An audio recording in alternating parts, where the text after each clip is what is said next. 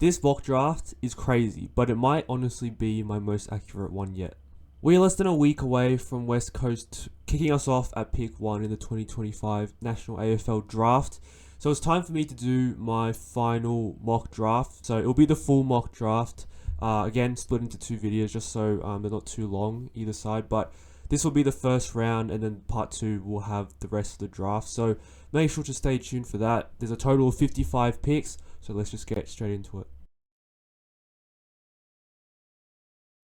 So before we start with West Coast pick, last video I didn't do any live trades. This one I've done just one. I try not to do too many because I feel like it's so unpredictable. Because it's all very team dependent. You know, if one player slides and I haven't been able to predict that, and then a club is interested in that player, then it kind of just rocks the whole draft order. So yeah, I've just tried to keep it as simple as possible. The only live trade I've made is one that kind of kills 2 birds with 1 stone. You guys will see what I mean by that in the next video because it's in the second round. But essentially it's a club trading in to enable another club to match a bid for a player. So that's the only live trade in this. We'll get to that in the part 2 of this I guess series, but let's jump into West Coast pick 1. So with pick 1, West Coast take Willem Dersma. So clearly now the best talent in this draft. He's set himself apart from the rest of the crop just with his late season performances and also his just his upside.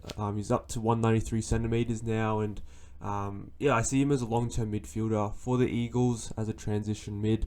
Very high in demand, especially since he's so tall and has the scope to become a bigger body. He's also very mobile, so clearly the best talent in this draft. He's going to be able to provide West Coast with good ball use, a lot of run from the defensive half to start with, but then eventually he'll graduate into the midfield and hopefully become an offensive weapon for them.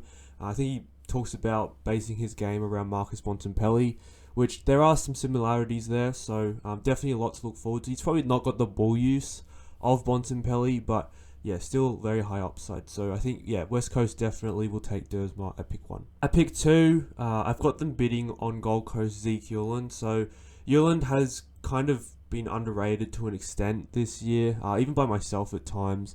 But yeah, just because of his injury. But he's an absolute gun. If you watch his footage from last year, he was a clear standout. And yeah, probably would have rivaled Dersma as the best player or talent in this crop if he had played a full season. So I've got him going at pick 2. Gold Coast obviously matched that bid. So West Coast then follow that up with the pick of Cooper Duff Tytler. So I know West Coast fans aren't the biggest fans of Duff Tytler. Very divided opinions, polarizing. But I think Duff Tytler still has the scope to become kind of a Luke Jackson 2.0. I don't think he has the leap of Jackson, and obviously these new ruck rules aren't ideal for him, but he's still very far and clear as the number 1 ruck in this pool, and probably the number 1 ruck in the past few drafts. Like, I think maybe dating back to Jackson, this is the best ruck talent you can have.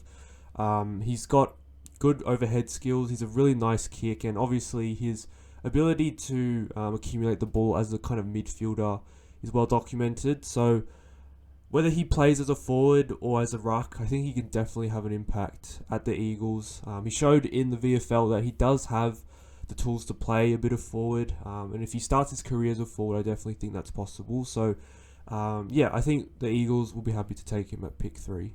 Then the Tigers are on the board for the first time, and I've got them taking the bowl to Sullivan Roby.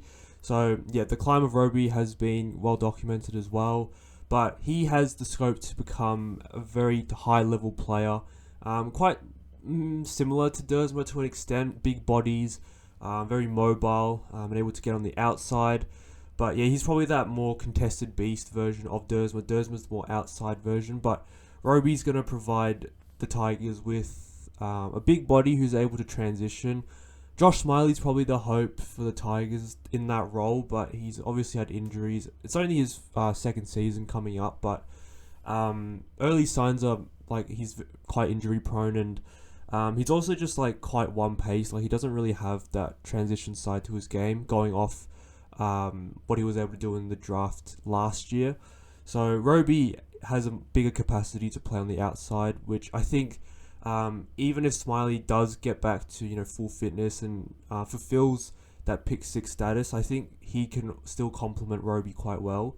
So yeah, Roby, Lawler, Smiley, I think that's a really strong midfield brigade to build around, and then you've obviously got the more zippy Taj Houghton coming through as well. So Tigers have the next pick as well, and I've got them bidding on Carlton's Harry Dean first. So Cal Toomey, I think, raised this on Gettable yesterday that there's kind of like a rivalry thing where I think with Richmond bid on Harry Dean a bit earlier, then it kind of benefits them in some way. I'm not exactly sure how, but going off that, I've got them bidding on Harry Dean first. He's also probably just at this level anyways, because he's clearly the best key defender in the draft. He's a good ball user, really good overhead, and he still has a bit of scope to grow. I think he's 193 centimeters at the moment. Could easily end up 195, 196 at that true kind of key centre half back height. But yeah, I think he plays a lot like Cal Wilkie with the way he's able to read the play and also distribute. I think that's a really important part of his game. So yeah, I've got him going at pick 5. West Coast also have interest in bidding on him, so he could easily go, pick 3, which would be kind of disastrous for Carlton. But yeah, I've got him going at pick 5 at the moment. Then the Tigers follow that up with a bid on Dylan Patterson. So yeah, another really strong inside-outside midfielder who I really rate. I think he's the perfect modern-day player. He bases his game on Nasiah Wangan-Miller, which is a pretty handy mentor or idol. But I definitely think he can fit into an AFL side just with his speed, his strength, his ball use as well. He's got all the tools to become a really strong AFL player. And the Tigers also bid on Daniel Annable. So really strong inside contested midfielder here. Probably could have played for Brisbane in their final series, but yeah, he's a really great leader as well in this crop. He's probably the one with the most leadership capacity here. He's also just a really strong player who's very mature already, averaged 22 disposals in the VFL. So Brisbane snapped that up.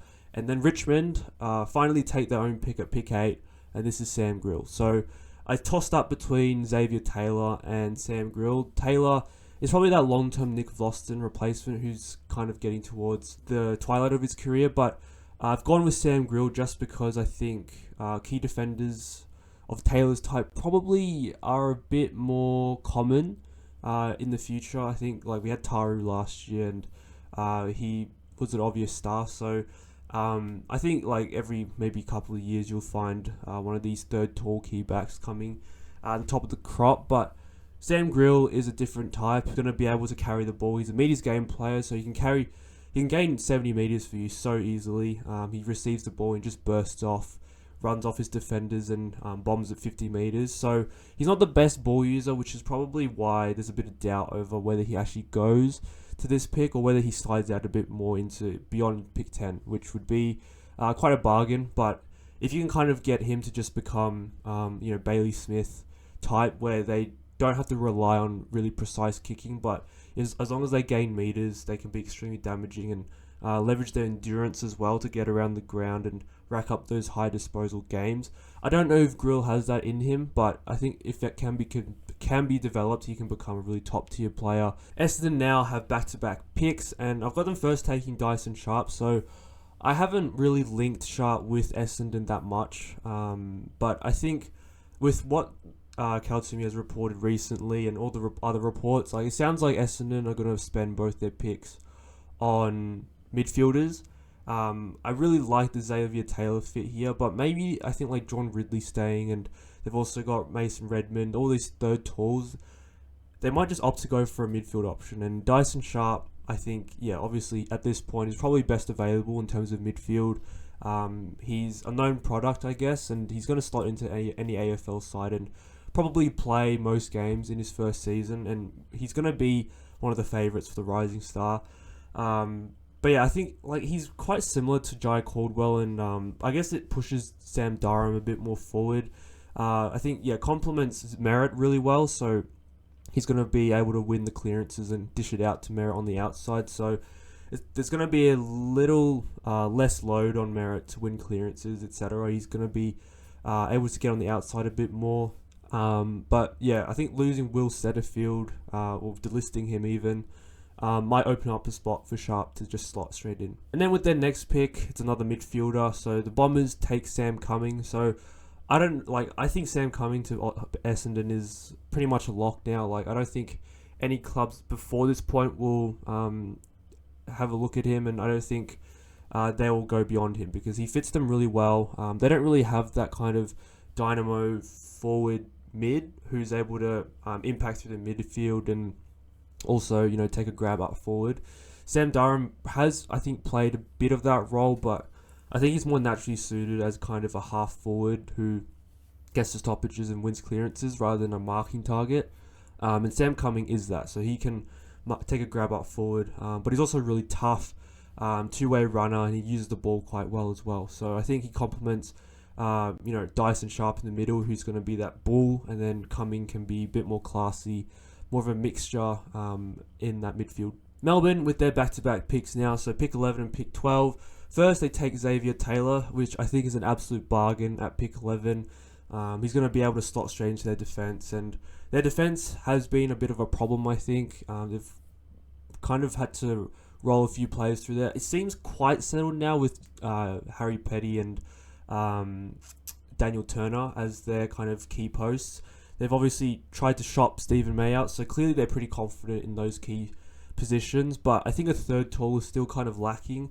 They lost Judd McVie, who sometimes played as kind of a pseudo third tall, a bit undersized, but Xavier Taylor is probably just an upgrade on Judd McVie. He's going to be that defensive block who can either lock down, he can intercept, or he can use the ball off half back. So as I said before, comparable to Nick Vlaston, I think Melbourne would love a player of Nick Vlaston's ilk in their backline. And this is where the craziness starts. So this is a pick that I've seen rumoured in a couple of sources, and I think it does make a bit of sense. It sounds like I've kind of underrated this guy for quite a few months now, ever since.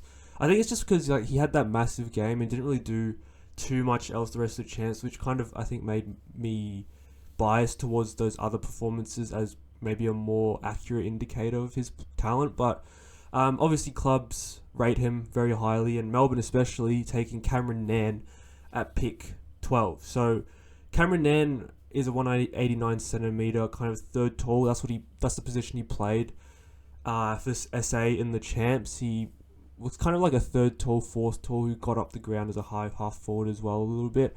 But apparently there's a bit of midfield scope for him, which would completely justify a pick at pick 12 for someone who has the athleticism of Nairn, overhead marking. He's tall, almost 190 centimeters, and he's a good ball user. So if you can turn that into a midfielder, then I think he could be extremely damaging, because then he'd also be able to rotate forward, like I mentioned with Sam Cumming, and damage as kind of a fourth tall. So Cameron Nairn, it's definitely a Melbourne type pick as well. They kind of reached to an extent with Xavier Lindsay last year and had a kind of history of picking who they like at each pick rather than trying to get full value or taking best available.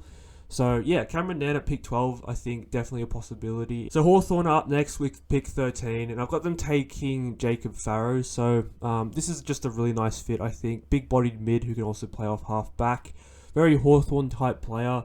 Good ball use out of defence. I think they have a bit of a need for good ball users off half-back, but I think Farrow is quite ready-made as well. So given Hawthorn are kind of in the window at the moment, to have a young player who can step in immediately would be quite beneficial for them, because I do think he solves a need.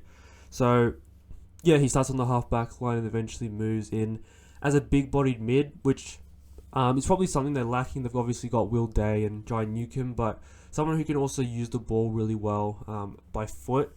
I think, yeah, Farrow would be able to complement those guys really well. The Giants are up next with pick 14, and I've got them taking Oscar Taylor. So ever since Taylor's combine, I think the Giants, it just like screamed Giants pick with how well Taylor performed athletically. So I think he was top 5 in like 3 or 4 measures, and I think he won a couple of them as well. I can't exactly remember which ones, but yeah, he was like maybe first for 20-meter sprint if I'm not mistaken. So as a backup to Lockie Whitfield, who's also getting towards the back end of his career, Taylor can defend one-on-one. He's also a really nice kick of the football on his left foot. So I think this is a really nice fit for GWS. They listed a couple of halfbacks over the off-season, so I think there's also just a bit of need for depth in that position. So we know the Giants are very keen to take bolters as well. They took Phoenix Gothard famously a couple years ago, so definitely think this is a possibility. And yeah, I've got Oscar Taylor going to the Giants. Up next with pick 15, the Eagles are on the board, and I've got them taking Lockie Doverston. So could go to the Demons at pick 12. I think that's a bit too early for him though. So I think this is a good spot for Lockie Doverston. I think he fits West Coast really well. They have a lack of kind of goal-kicking small forwards. I think they've got guys like Noah Long. Jamie Cripps obviously is probably a year away from retirement. So they don't really have that next small forward who's going to come in and be that reliable, high upside goal kicker. They're losing Liam Ryan as well, so they already lost him. So definitely lost a bit of firepower there. So I think Lockie Doverston would come in, provide that manic pressure. He's also got a really nice endurance base, which would mean that he can eventually maybe play through the midfield or even just a high half forward role where he can play at stoppages and kind of be a bit more damaging out of the front of stoppage. So yeah, I think he complements the picks of Dersma and Duff Tytler really well. Solves 3 key issues across the ground. At pick 16, the Dogs take Josh Lindsay. So I think this is a perfect pick for the Dogs because I think this is like right in Lindsay's range, and a good kicker of halfback is probably one of the Bulldogs' biggest weaknesses after the need for a key defender, which might put Blake Threadgold into the conversation here. But I think Lindsay, with his kicking, precise kicking, that's a really nice standout attribute to have, and to have him kicking off halfback instead of the personnel they've had in the past and this year, I think it's a really nice change for them, a guy who can switch the angles and hit the corridor with extreme confidence. So it'll transform their ball movement a little bit. And I think, really good pick for the Dogs at pick 16. Then at pick 17, the Crows are on the board, and I've got them taking the South Australian Blake Threadgold. Oliver Greaves is the other player who I've considered here because of Adelaide's need for kind of like a big contested bull. But I think Threadgold's upside might be a bit too much to turn down at this point. Like, he's got an insane vertical leap, 20-meter sprint. He's great overhead, can defend one-on-one. Those types of defenders are really hard to come by, and who knows, maybe he can grow a couple more centimeters as well. I think he's 194 centimeters at this point. So if you can grow to like a 196, 197, that's genuine fullback height. And with his profile, athletic profile, he could be anything in the league. So I think they've got a bit of depth at the moment with their key defense. Obviously, they've probably arguably got the best kind of 3 key backs in the competition as a trio. So Mark Keane, Nick Murray, and Josh Worrell as well. They've got Jordan Butts as well waiting in the wings. But I think Blake Threadgold adds another layer behind them as kind of a development project. So yeah, at pick 17, I think this is a really nice pick for the Crows. Then I've got Carlton coming in at pick 18. So this is the remaining pick from bidding on Harry Dean. But I've got them taking Aiden Schubert with this pick. So they obviously lost Charlie Curnow over the off-season. And yeah, I think Schubert slots straight in. I think their key forward stocks are a bit of a weakness at this point, with Harry Mackay probably the only certified AFL player. And Hudson O'Keefe, I guess, there's a bit of hype around him, but you can't really rely on a young kid to succeed, I guess, without having any sort of contingency plan. So I think Schubert is a really good pick for the Blues here. I think that's 198 centimeter who can go to the ruck as well. He's got good hands above his head and good set shot kick. So I think he complements Harry Mackay really well. I think they'd be able to work quite well alongside Hudson O'Keefe as well. Gives them triple towers pretty much. So all 3 of them really tall players. I think they're all like 198 plus. So yeah, it would definitely give Carlton's forward line a lot of potency going forward. At pick 19, the Cats are on the board, and I've got them taking Archie Ludovic. So I think this is just such a Geelong pick. Like, Ludovic has been injured pretty much all season with his PCL, but he showed a lot of talent early in the season in the Talent League, and then also last year. So I think the Cats would be happy to just take him and develop him in the background. They'd obviously have utmost confidence that they can get the best out of a player who's probably more picked on upside rather than proven qualities, because he hasn't played any champs. So, or he played very limited champs, and obviously he performed quite poorly in those champs games, to be honest. But to be fair, he was in a pretty weak team. But yeah, the Cats, I think, yeah, take him, develop him, and eventually he becomes kind of a replacement for Jeremy Cameron in the future. Up next, the Fremantle. I've got them bidding on Sydney's Harry Kyle. So Harry Kyle's kind of bolted a little bit, but his athletic profile is another kind of set of attributes that will have clubs salivating for him. I think he's got that Finn Callahan comparison. I think it makes a lot of sense with the left foot kicking and the transition mid. So I think it's an easy decision for Sydney, given the upside of Kyle and his athleticism, to match a bid for him here. So then Fremantle back on the board, and I've got them taking Harley Barker. So high upside winger who missed a lot of the season with an ACL, but Fremantle can afford to take a punt on a player who will miss a bit of their first season, just because they have so much talent on their list. But I think the wing is one position where they probably could address with a bit more of talent. So Barker is as high upside as many of the players in this draft. Like, I think he, with his speed, his size, and his overhead marking, it gives him a really nice point of difference in his ball use. So he can eventually probably move into the centre square. But a long term on the wing, like modern wingers need to be tall to compete in the air, and Harley Barker, with his speed and ball use, I think is the kind of modern prototype for a winger. So I think Fremantle will be really happy to take him here. So Essendon are on the board now with pick 22. I've had them taking directly Adam Swade in the past, but I think they'd have confidence now that they can take a relative slider in Mitch Marsh. So they've taken Sharp, they've taken Cummings, so two mids. So now I think it's time to address kind of their key position stocks, and Mitch Marsh is probably the most exciting 190 plus tall player in this crop. Obviously, there's Dersma as the midfielder, but Marsh is more of that true key position player. But he's got the athleticism to play, high half forward, even on the wing with his ball use. So, very nice ball user. I think that's something that Essendon lack a little bit. They've obviously got guys like Liam McMahon and Archie May coming through as kind of full forwards, but I don't think they have the capacity to impact around the ground. Mitch Marsh is probably more comparable to a Charlie Curnow type, who's able to use his field kicking to his advantage and get up the ground. So, and also as well as just competing up at full forward. Like, he's very versatile in the forward 50 and I guess in the forward half. So yeah, I think he complements Essendon's forward line really well. Probably a long-term Kyle Langford replacement as kind of a third tall. So yeah, I think Essendon have a bargain here at pick 22.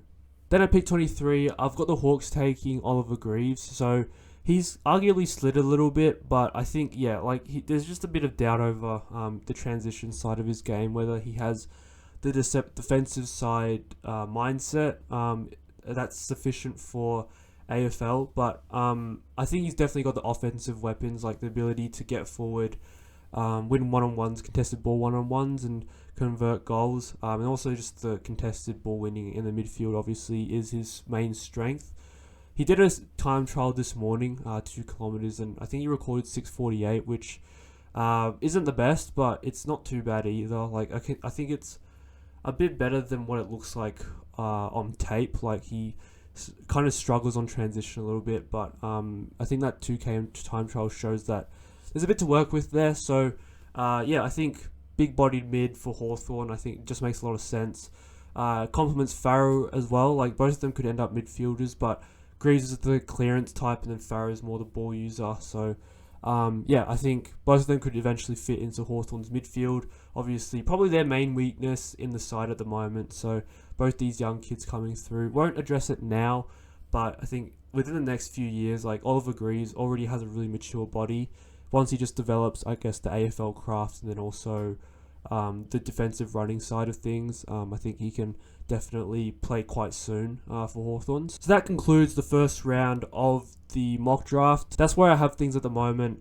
It probably won't change until the draft now, because I think, yeah, I'm pretty confident in this. I don't want to keep changing my mind. So, yeah, I'll leave it there. Part 1 of the final mock draft. So make sure to drop a like on the video if you enjoyed. Make sure to leave a comment on the players I picked for your clubs. I'm sure there's going to be some disagreeing here, especially with some of the bolters that I picked here. But I think overall, like, it's in pretty good shape. So definitely leave your comments to give me some feedback. Make sure to subscribe to the channel to stay tuned for part 2. I'll see you guys then.